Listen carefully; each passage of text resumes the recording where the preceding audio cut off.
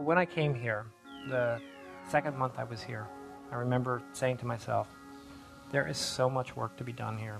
This hospital went from being one of the best teaching facilities in the area to literally almost closing its doors in bankruptcy.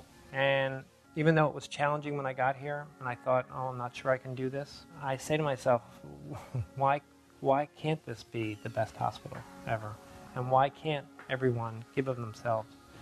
And in many ways, we've been able to achieve many of the goals that I set out for over 4 years ago. But we're not quite there yet.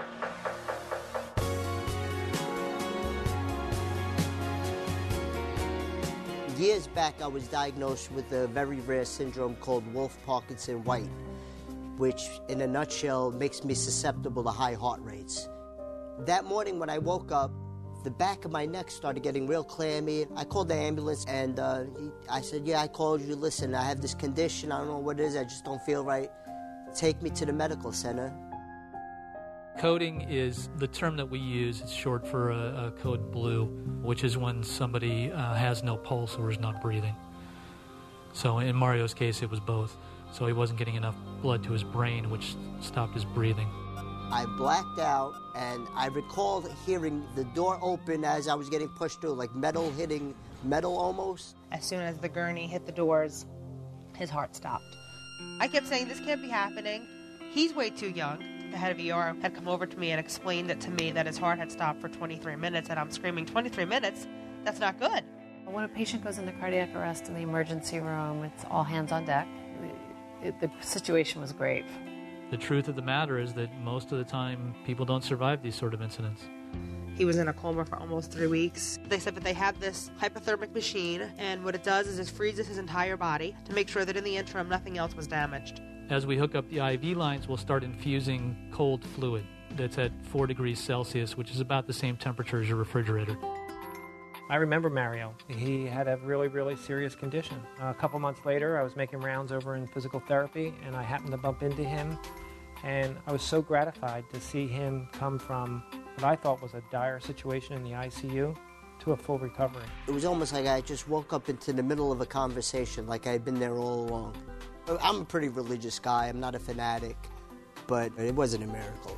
It was just good science. I definitely think it's the nurses, it's the doctors, it's the medical equipment that they have, it's the round-the-clock care. I love to see the good stories. When I hire people for my ER, I'm looking for the personable ones. The ER kind of sees themselves as the front door to the hospital, and they see the community at large that they care for in Jersey City as almost a family to them. I have a very loving family, and my wife and her side, but you don't actually realize it until something like that actually happens. You take a lot for granted. So, I don't take as much for granted. I'm lucky to be alive. You know, there's two major organ systems in the body that use electricity for its function. The first is the nervous system itself, the brain, the spinal cord, the peripheral nerves. And the second organ system is the heart itself. Actually, it was kind of fast and furious. 3 months ago, I started to feel like my heart was beating really fast and it was skipping beat, and it got way worse really fast. My work required me to travel a lot on a weekly or bi-weekly basis. Every time when I get on the planes, I was so afraid I was going to pass out because that's how I felt, and I was so scared. Much like a light switch in the room that turns the lights on and off, so does the heart have an intricate electrical system, literally turning the lights on, off, on, off. She sought me out for alternative treatment options, including radiofrequency ablation. When there's a short in one of the wires, then things go awry. If you eliminate the short circuits, the heart can rejuvenate itself and return back to normal function. I was so scared before the ablation, but all the nurses, everyone here, they made me feel so comfortable. 2 of the nurses held my hand a lot. They're so nice.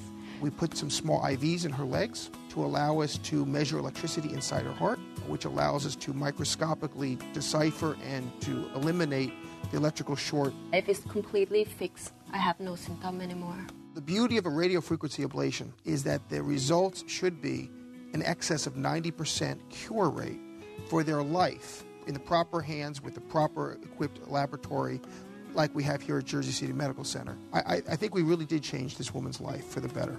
But you completely changed my life. Thank you, I really appreciate it. You're very welcome. Take care. We really have a synchronicity to what we do here. It's taking the technology, taking the loving family that we have here at Jersey City Medical Center, and the teamwork, and combining all those things to create great outcomes. It was a normal day, beautiful hot. She was in the pool playing, and there was a platter there with a lot of grapes and stuff, and she grabbed one grape, put it in her mouth, and that's the one that went into her trachea. We got dispatched to a choking call. We just got it as a pediatric choking. Myself and my partner, Brian Moriarty, responded. We were on Unit 451. I was in devastation. I just threw myself on my knees, yelling, saying, Priscilla, no, don't leave us. And she just turned blue-gray in front of me. And then blood started gushing out her nose and her mouth. And right there, she just went. They were holding up my wife. My wife was fainting. And at that moment, in my impression, I said, because I see this all the time, I said, my daughter's gone. The EMT came, and they looked at each other like, we're going to lose her. Because the last time I saw her already basically dead.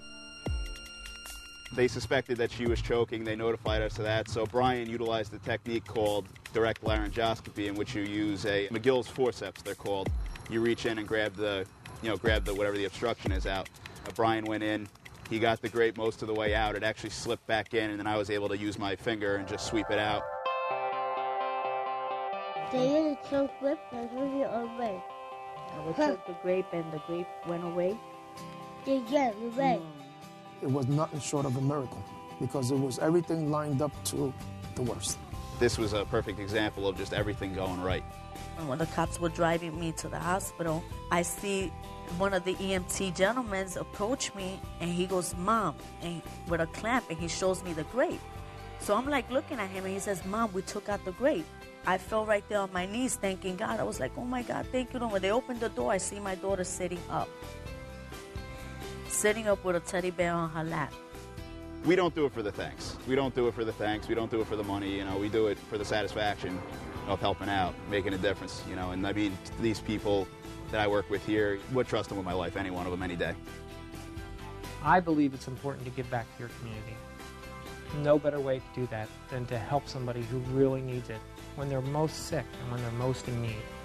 And so I would ask and appeal to people to really give back to their community by giving to the medical center.